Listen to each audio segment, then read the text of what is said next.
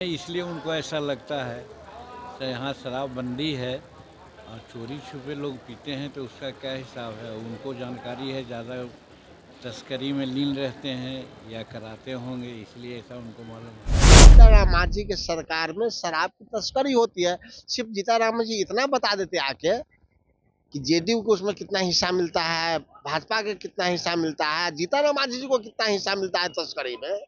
क्योंकि सरकार शराब की तस्करी तो तभी हो सकती है जब सरकार संरक्षण दे। लिया करो 8 PM छोड़ के 10 PM में लिया करो, इधर जीताराम मांझी जी बोलते थे।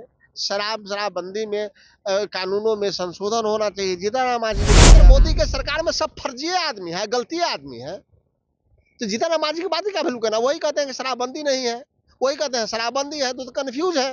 सबसे तो हम ही है, कौन हमसे बड़का नेता है जो पार्टी छोड़ दिया। अठन्नी चौनी सिक्का बदल रुपया का हम लोग वैल्यू करते हैं क्या? ऐसा अठन्नी चौनी हम ही नहीं जानते हैं। नमस्कार, आप देख रहे हैं न्यूज़ फॉर नेशन। मैं आपके साथ। अब जैसे बिहार में शराबबंदी है, लेकिन इसके बावजूद लगातार विपक्ष हैं जो शराबबंदी पर सवाल खड़े कर रहे हैं। और जिस तरह से बात करें कि केंद्रीय मंत्री जीतन मांझी हैं, वो भी शराबबंदी पर लगातार बयान देते हुए नजर आते थे, लेकिन अब वो कह रहे हैं कि बिहार में पूर्ण रूपी शराबबंदी है और नेता प्रतिपक्ष तेजस्वी यादव हैं, वो शराब पीते हैं और तस्करी भी कराते हैं।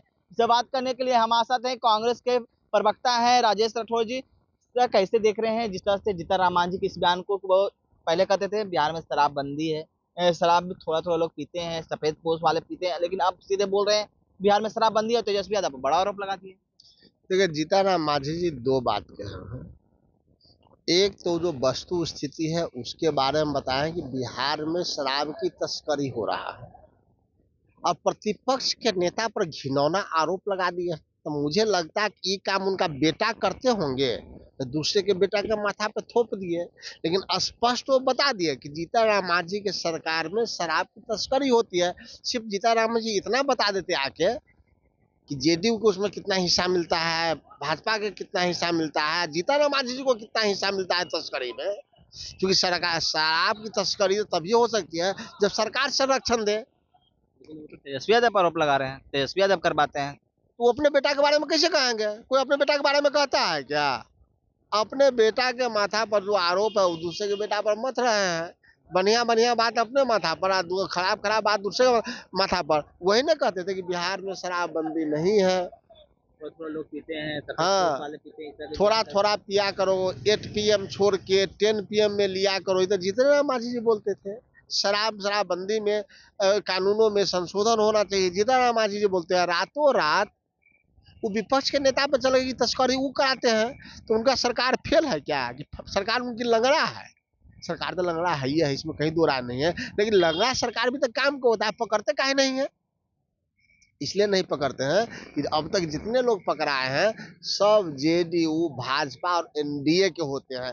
सरकार के संरक्षण में सरकारी लोग शराब की तस्कर कर रहे हैं।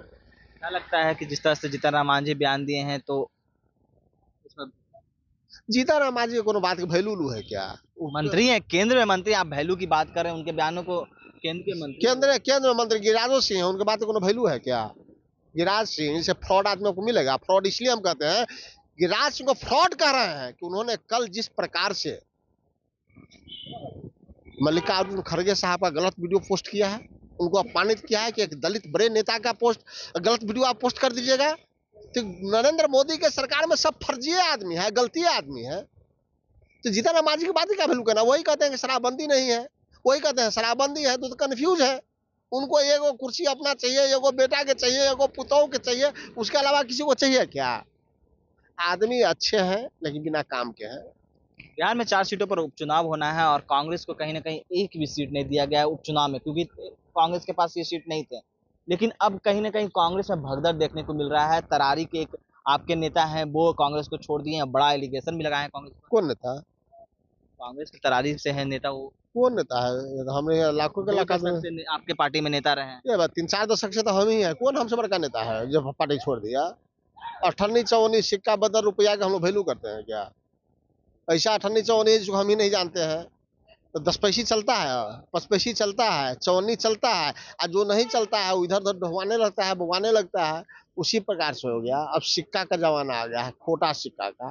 10 पैसे 5 पैसे 20 पैसे या 54 ये सब बद्दर हो चुका है। तब बद्दर डूब गया, बद्दर को फेंकिए। अब पंडित जी भी दक्षिणा नहीं लेते हैं उसका। लेकिन कांग्रेस में क्या सब कुछ ठीक है? जिस तरह से कहा जा रहा है कि कांग्रेस पिछलग्गू बना हुआ है राजद का, ये बार बार एलिगेशन लगाते हैं। ये बात मीडिया में रहता है और कुछ दलालों की जुबान पे रहता है। कांग्रेस पार्टी की नेतृत्व हमेशा की है और राहुल गांधी उसके नेता है। और राहुल गांधी ने देश भर में 10,000 किलोमीटर पैदल चल के साबित किया है कि जिसको मीडियागण और भाजपा पप्पू कहा करता था, उसको पप्पा कहने लगा है।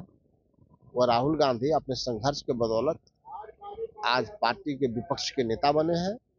लाख ईवीएम के हेराफेरी के बावजूद, लाख झूठ के बावजूद, बैंक फ्रीज करने के बावजूद, नीतीश कुमार को सीबीआई ईडी से डरवा के भगवाने के बावजूद राहुल गांधी ने साबित किया कि वो नेता है, वो डरने वाला नहीं है, लड़ने वाला है, विपक्ष के नेता हुए। लेकिन बिहार में तो दिख रहा है ना, जिस तरह से सीट बंटवारा का जो है, सीट हो कांग्रेस को दरकिनार, और कांग्रेस का भी है जो राजद तय कर रही है सब कुछ। विधानसभा लोकसभा में हमने 9 सीट लड़ा।